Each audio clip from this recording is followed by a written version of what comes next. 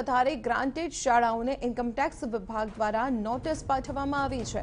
વર્ષ 2009-10નો બાકી વેરો ભરપાઈ કરવા માટે આ નોટિસ પાઠવવામાં આવી છે।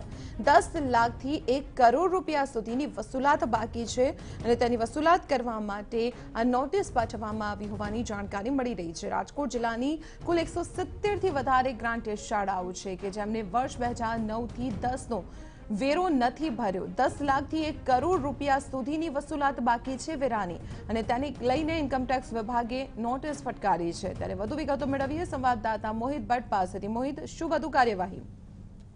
દીપાલી, રાજકોટ જિલ્લાની 170થી વધારે ગ્રાન્ટેડ શાળાઓ છે ત્યાં ઇન્કમટેક્સ વિભાગ દ્વારા તેમને નોટિસ આપવામાં આવી છે।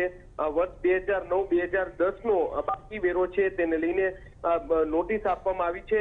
જે પ્રમાણે નોટિસ આપવામાં આવી છે તેમાં 10 લાખથી 1 કરોડ રૂપિયા સુધીની વસૂલાત છે અને જે ઇન્કમટેક્સ વિભાગ છે તેમના જે ટેક્સ પેકેના લેણી રકમ છે તેને લઈને નોટિસ આપવામાં આવી છે। માધ્યમિક ગ્રાન્ટેડ શાળાઓને આ નોટિસ આપવામાં આવતા જે શિક્ષણ વિભાગ છે તેમાં પણ દોડધામ મચી ગઈ છે।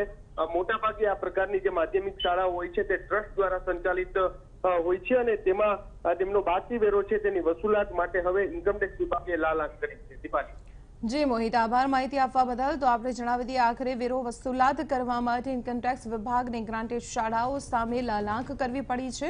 જિલ્લાની કુલ 170થી વધારે ગ્રાન્ટેડ શાળાઓ છે કે જેમણે 2009થી 10નો વેરો નથી ભર્યો અને તેની ભરપાઈ કરવા માટે નોટિસ પાઠવવામાં